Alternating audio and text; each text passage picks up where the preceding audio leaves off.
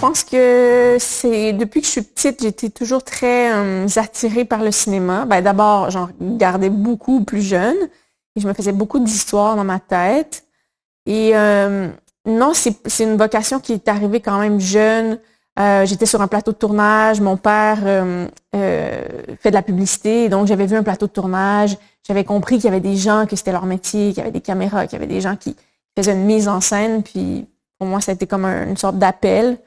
Et donc, j'ai tout mis en œuvre dans mon adolescence, dans mes premières années aussi à l'université pour faire ce métier-là.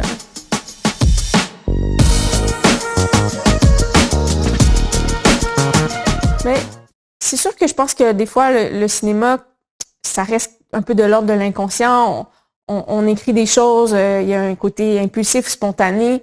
Mais oui, il y a un côté engagé dans mon cinéma, dans le sens que, j'essaie de faire de la place à des personnages féminins qu'on voit peu à l'écran, des personnages féminins qui sont dans des positions dites de pouvoir, comme je pense au personnage d'Emma qui est chef d'orchestre dans Les Jours Heureux, Sarah dans Sarah préfère la course, qui est quand même une coureuse de compétition, Pays, des politiciennes. Donc, déjà ça, il y a une forme de désir de faire une place à des personnages féminins moins conventionnels. Aussi des personnages de la communauté LGBTQ+, de montrer une diversité à l'écran, une diversité d'expériences. Donc, dans un sens, oui, il y a quelque chose d'engagé qui reste subtil, mais présent. Je pense pas que j'ai un cinéma qui est pamphlétaire ou nécessairement militant, mais ça reste que j'ai envie de faire une différence par le choix des histoires que je raconte, puis le genre de personnage que je mets à l'écran.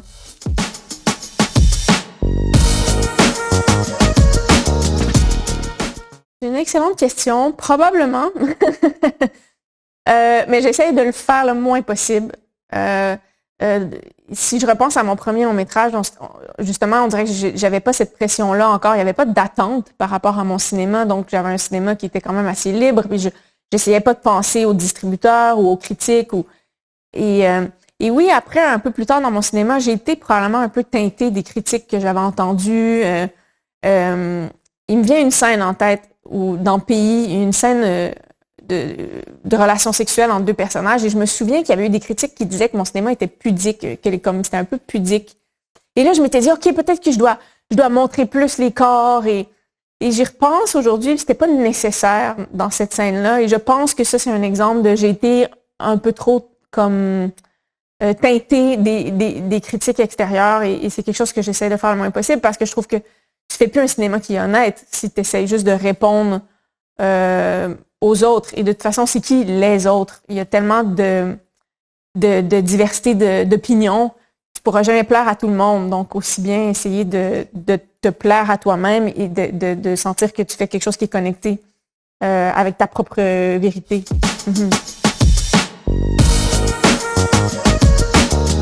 Non, exactement, de pas me censurer.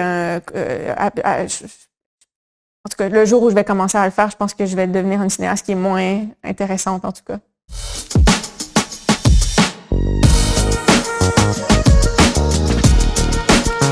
C'est une belle question.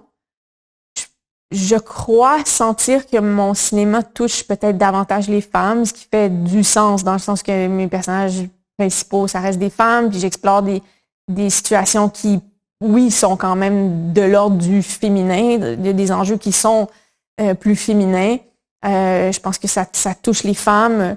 Deux femmes en or, c'est sûr qu'on parle de l'expérience de la maternité, du besoin de se retrouver aussi après la maternité. C'est un des enjeux du film. Donc, je pense que les femmes s'identifient à ça. Mais j'essaie que tout le monde trouve son compte dans mon cinéma. J'essaie de faire un cinéma qui est sensible autant à une réalité masculine qui peut être nuancée autant que je le fais avec des personnages féminins, là.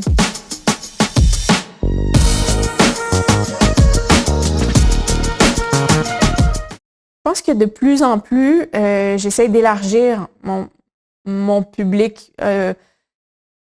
En fait, dans le sens que oui, à un moment donné, c'est bien. J'ai des gens qui me suivent, qui sont déjà sensibles aux thématiques que j'explore. Mais si on veut faire aussi une différence dans le monde, il faut aussi aller rejoindre des gens qui sont peut-être moins sensibles à ça. Exemple, ma série Féminin, qui parlait d'enjeux de femmes lesbiennes ou de la communauté LGBTQ à Montréal.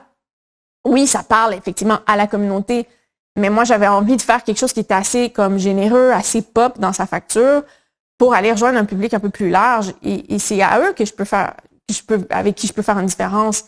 Je donne un exemple, il y a des parents qui sont venus me voir, qui m'ont dit « J'ai écouté Féminin » et ça m'a réconcilié avec le fait que mon enfant m'avait dit qu'elle était lesbienne parce que j'avais peur pour elle, j'avais peur qu'elle soit jamais heureuse et j'ai regardé Féminin puis j'ai compris que je devais pas penser comme ça. Donc, oui, si j'élargis mon public, nécessairement, je vais aussi j'élargis je vais le mettre en guillemets, là, mais mon influence.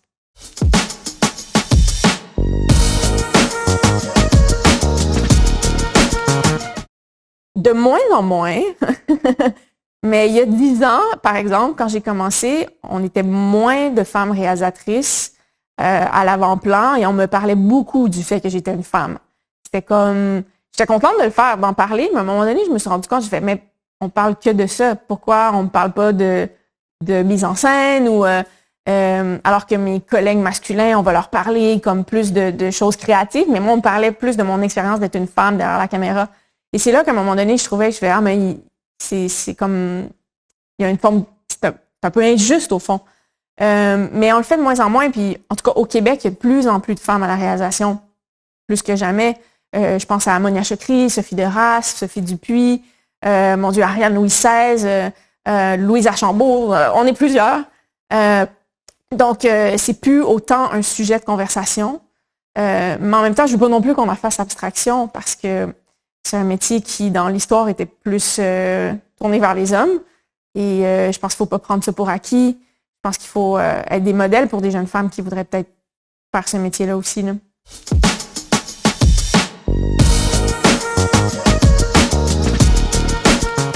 Non. Non. Peut-être qu'ils l'ont pensé. Mais ils me l'ont jamais dit directement. Non, pas à ce point-là. Après, entre réalisateurs, on peut avoir comme différentes opinions puis différents points de vue sur comment les choses peuvent être filmées. Par contre, oui, il y a des critiques hommes qui, des fois, je lisais les critiques et je trouvais que il y avait une tendance à m'expliquer un peu comment eux percevaient l'expérience féminine. Et ça, je trouvais ça un peu particulier.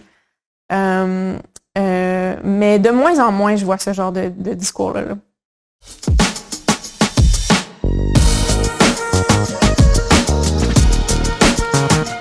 Ben, j'ai hâte de voir avec Deux femmes en or, parce que le film n'est pas sorti encore en France. Il va sortir probablement début mars.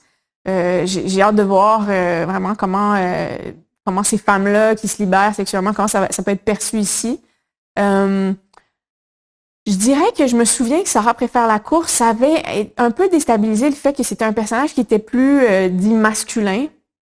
Je me souviens qu'ici, ça avait un peu plus dérangé qu'au Québec. Ça avait été comme marquant pour moi. Je peux pas expliquer nécessairement pourquoi, mais est-ce que ça serait le cas encore aujourd'hui? Vraiment, je le sais pas. Je sais que ma série Féminin avait vraiment très bien fonctionné en France. On avait eu beaucoup de beaux échos et qu'il y avait vraiment un besoin en fait de représentation de personnages LGBTQ en France. C'est ce que je ressentais, en tout cas dans ce qu'on me disait, dans les gens qui m'écrivaient, que c'était comme c'était pas quelque chose qui était habitué de voir sur le petit écran. Là.